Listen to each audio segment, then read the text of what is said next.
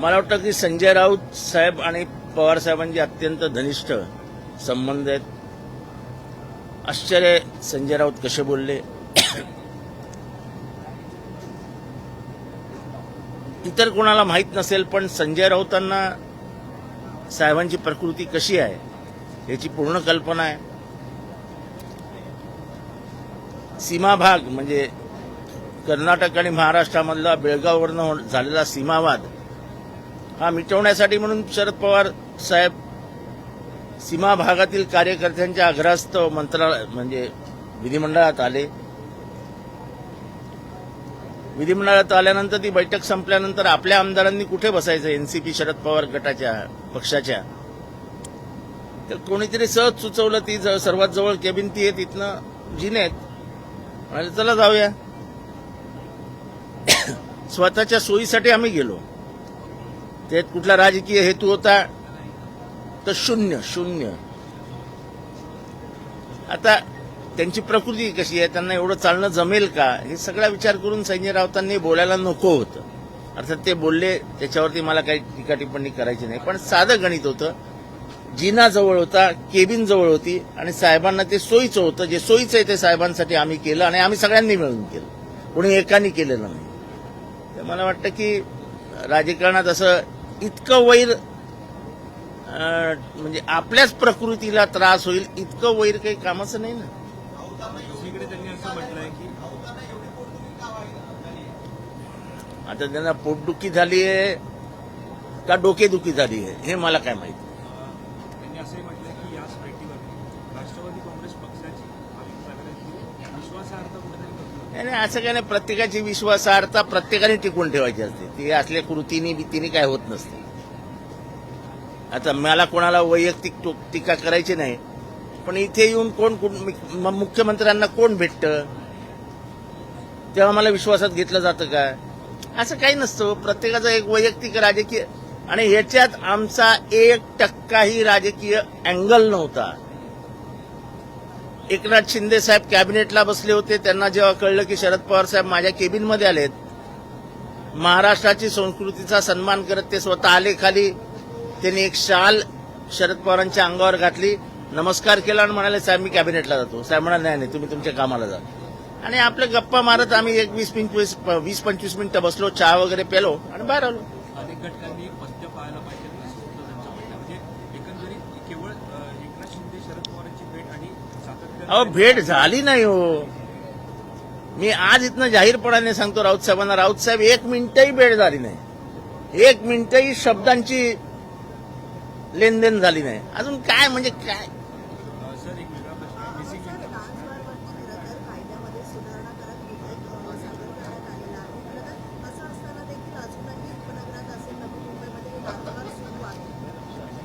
हे बा dance bar, अश्लील नृत्य याच्यावरती माझे खूप आक्षेप होते. अश्लीलता ही डोळ्यात असते हो. अश्लीलता ही जगाच्या कुठल्याही डिक्शनरीत लिहिलेले नाही. अश्लीलता आणि वासना या दोन्ही डोळ्यात असतात, मनात असतात. तुम्हाला काही अश्लील वाटेल मग तुम्ही तमाशा बंद करणार आहात का. अनेकांच्या म्हणजे तथाकथित इथला जो बौद्धिक वर्ग आहे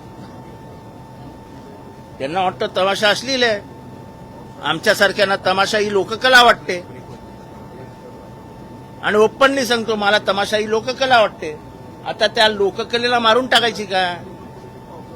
विठाबाई नारायणगावकर यांच्यावरती आपण चित्रपट काढतो, डॉक्युमेंटरी काढतो.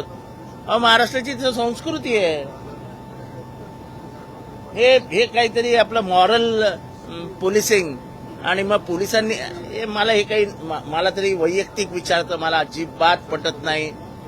हे मरीन ड्राईव्हवर बसणाऱ्या पोरापोरींना 12 वाजले की काठ्या मारायच्या, त्या बांद्रा बँडस्टँडला बसलेल्या पोरींना. अहो 10 बायद्याच्या खोलीत राहणारे पोरं पोरी स्वतःचं मन मोकळं करायला जर तिथे 2 वाजेस्तोर बसले तर तुमच्या माझ्या बापाचं जातं काय. द्या ना त्यांना संरक्षण, नाही तर घरं मोठी करून द्या.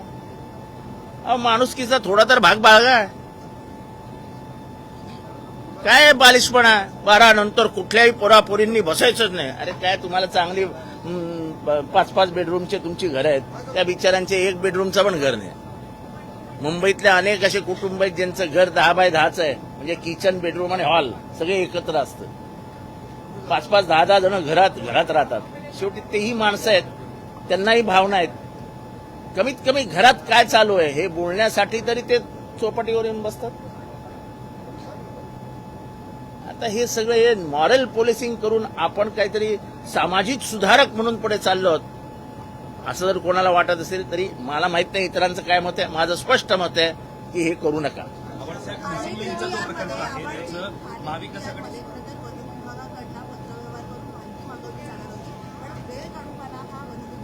याच्यात वन विभागाचीच चूक आहे. कोर्टात तुम्हालाच जायला पाहिजे होतं. ह्याच्यात पैसे कोणी घेतले, काय घेतले, कसे घेतले याच्याबद्दल मला काय माहित नाही. पण वन विभागाने केलेल्या मस्तीमुळे दुर्लक्ष केलं त्यांनी या केसमध्ये आणि ठाण्याला 2800 कोटी रुपयाला खड्ड्यात टाकलं. अर्थात 2800 कोटी रुपये, 2200 कोटी, 3000 कोटी आता महाराष्ट्राला काही वाटत नाही, महाराष्ट्राच्या जनतेलाही काही वाटत नाही. मी परत एकदा आठवण करून देतो की 1989 साली विश्वनाथ प्रताप सिंग आणि जॉर्ज फर्नांडिस यांनी बोफोर्सच्या खरेदीमध्ये 65 कोटी रुपयाचा भ्रष्टाचार झाला सांगितला आणि राजीव गांधींसारखा पंतप्रधान हा लोकसभेची निवडणूक हरले. भ्रष्टाचाराचा मुद्दा केला विश्वनाथ प्रताप सिंग आणि जॉर्ज फर्नांडिसनी.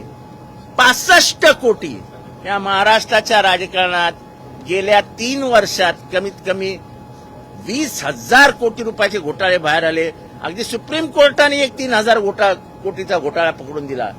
आम्हाला आता त्याच्याशी काही घेणं देणं नाही. आमची टक्केवारी 56% वरती निघून गेली आहे. खुदा भला करे. शेतकरी कर्जमाफी संदर्भात वारंवार आंदोलन आपल्याला होताना दिसतं आहे. तर रविकांत तुपकर यांनी देखील आज विधान भवनाच्या बाहेर आंदोलन केलं.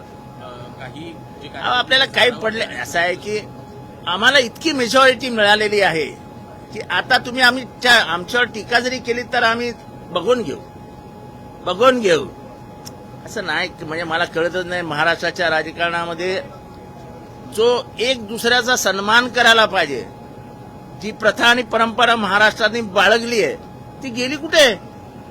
अहो शरद पवारांवरती गोपीनाथ मुंडेंनी काहीही पुरावा नसताना टीका केली. ही टीका त्यांनी संध्याकाळी 7 वाजता केली. रात्री 4 वाजता पवार साहेबांनी बैठक बोलवली पोलिसांची आणि त्यांच्या घरासमोरची सिक्युरिटी ही तिप्पट केली. तेही करू शकत होते. हे सिक्युरिटी काढून टाका रे. इतक्या मोठ्या मनाची माणसं. अहो टीका होणार ना. तुम्ही सत्ताधारी आहात. टीका करणं विरोधकांचं काम आहे. त्यांना समजून सांगणं, ती टीका मोठ्या मनाने स्वीकारणं हे तुमचं काम आहे. महाराष्ट्राच्या राजकारणाची सांस्कृतिक अधोगती होते असं माझं मत आहे. म्हणजे कुणी टीका केली तर बदला घेण्याची प्रवृत्ती वाढते असं तुमचं म्हणणं आहे का? नाही एवढ्या वर्ष घेतला जात होता पण आता म्हणजे काय बोलायचं. शेतकरी कर्जमाफी अद्यापपर्यंत झालेली नाही. होणारही नाही. सोडून द्या तो विषय, सोडून द्या. काय राहिलं. प्रकल्प त्याचा पेपर महाविकास आघाडी सरकारच्या काळात झालं होतं. आता उद्घाटन झाले मात्र त्याचा खर्च चंद्रयानपेक्षा 12 पट जास्त. ठीक आहे. आता खर्च काय. आता एक प्रोजेक्ट अनाऊन्स होतो 7,000चा आणि जातो 70,000वर. महाराष्ट्राच्या जनतेलाच भ्रष्टाचाराला ते राजमान्यता, लोकमान्यता देत आहेत. तिथे माझ्यासारखा आमदार बोंबलून काय करू शकतो.